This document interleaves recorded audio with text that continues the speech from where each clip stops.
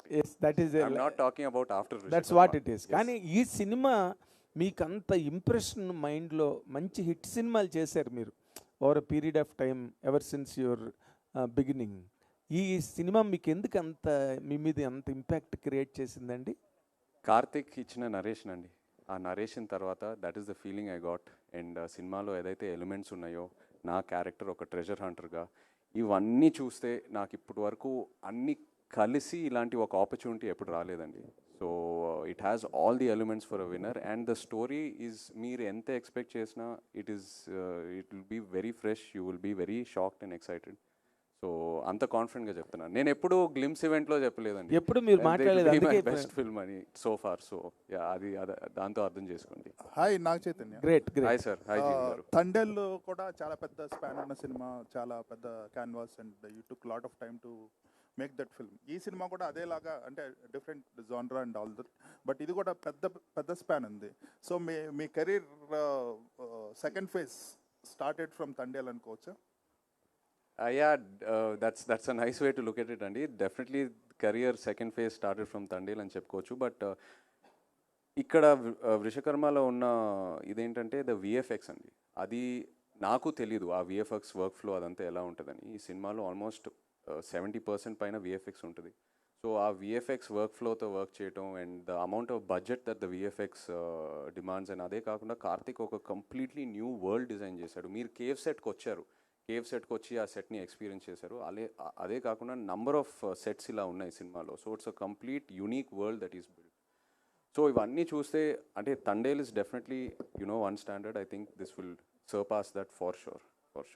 Right. Karthik, జనరల్గా గ్లిమ్స్లో స్టోరీని reveal చేయటం, లేదంటే విలన్ క్యారెక్టరైజేషన్ రివీల్ చేయటం ఇంత డీటెయిల్గా చేస్తారు. It is like showing a scene in the film. Glimpse అంటే టక్ టక్ అని ఫాస్ట్ ఫ్రేమ్లో వెళ్తుంటుంది. This one you held it and shown the characteristic of the evil character in the film. Plus at the same time fans ఏమన్నా అనుకునే లోపల ఇమీడియట్గా that last shot was like very heroic, very commercial, right? So we can expect that kind of blend, heroism meets content. Yes sir డెఫినెట్గా ఉంటుంది. అంటే ఇప్పుడు మీరు అన్నట్టే అంటే విలన్ని చూపించారు, ఒక ఇన్హ్యూమన్ లాంటి విలన్ని చూపించారు. సో అతన్ని ఎదుర్కోబోతున్న ఒక హీరో కూడా ఉండాలి కదా. సో అదే గ్లిమ్స్లో చెప్పడానికి ట్రై చేసామండి. And the glimpse is just for 2 minutes. You are going to witness 3 hours film. Right. ఇంకోటి, గ్రాఫిక్స్ అనేది పెద్ద it can make or break the film. మీరు సెట్ చేసి గ్రాఫిక్స్ని బ్లెండ్ చేయటం, నేను సెట్ కూడా వచ్చాను. So it is constructed in such a way that graphics can be seamlessly integrated into the visuals అనేసి. సో గ్రాఫిక్స్ పరంగా ఏమన్నా ఇబ్బందులు ఎదురవుతున్నాయి ఇప్పుడున్న ఫిల్మ్స్కి? అంటే ప్రీ విజువలైజేషన్ చేసుకోవాలి. ఇటువంటి films, fantasy films or films with mythical story line, it is very difficult to execute at graphics level. దానికి మీకున్న ఛాలెంజెస్ ఏమొచ్చని, ఎలా ఓవర్కమ్ చేశారు? అంటే డెఫినెట్గా మనకి అంటే ఇప్పుడు బాగా ఎక్స్ప్లోర్ అవుతున్నాం అండి. మనకి ఇంతకుముందు అంత అవేర్నెస్ లేదు ఆన్ విఎఫ్ఎక్స్ అండ్ ఆల్. ఇప్పుడు బాగా ఎక్స్ప్లోర్ అవుతున్నాం. అది పక్కన పెడితే లైక్ మేము ఈ కథ అనుకుని ప్రాజెక్ట్ స్టార్ట్ చేసినప్పుడే we have spent a lot on pre production. Lot of scenes మేము ముందే ప్రీ విజువలైజ్ చేసుకుని, సెట్స్ ఎలాగ వేయాలి అనేది చిన్న మినియేచర్స్ ప్లాన్ చేసుకుని. So each and every technician is involved in the story in the pre production. And to be frank, కథ చేస్తూ నేను స్క్రీన్ ప్లే రాస్తున్నప్పుడు ఐ ఇన్వాల్వ్డ్ ఎవ్రీ టెక్నీషియన్. ఇప్పుడు నాగేంద్ర గారు వచ్చారు, ఆయన వచ్చిన తర్వాత సెట్ డిజైన్ ఒకలా చెప్పారు. That set design has help me to develop a screenplay also. In the same way when I spoke to Rajiv, ఆయన ప్రాజెక్ట్లోకి వచ్చిన తర్వాత సీజీ ఆస్పెక్ట్స్ గురించి, ఇందులో ఉన్న సీజీ ఎలిమెంట్స్ గురించి when I'm discussing with him. So when I understood how to achieve those CG elements in the film, then the story got evolved more. I mean, screenplay got evolved more. Alage each and every technician, editor avvachu, music director avvachu. So that's how it got evolved and so we have done an immense pre-production for this. Almost 1 year pre-production jarigindi. So challenges ante main ga VFX ki biggest challenge ekkada vastadi ante time and we have to give them time. So అందుకే మేము climax ఎప్పుడో finish చేసి వాళ్ళకి ఇవ్వడం జరిగింది, so that on time will get the best quality and output అని. బాబీ గారు ఇక్కడ యా, ఇక్కడ టీం మొత్తం మాట్లాడుతూ కూడా లగ్జరీస్ అన్నీ కూడా కట్ చేసుకొని మరీ షూట్ చేసామని చెప్పారు. మీకు చెప్పినప్పుడు బడ్జెట్ ఎంత చెప్పారు, బడ్జెట్లో అయిందా, మీ బడ్జెట్ పరిస్థితి ఏంటి?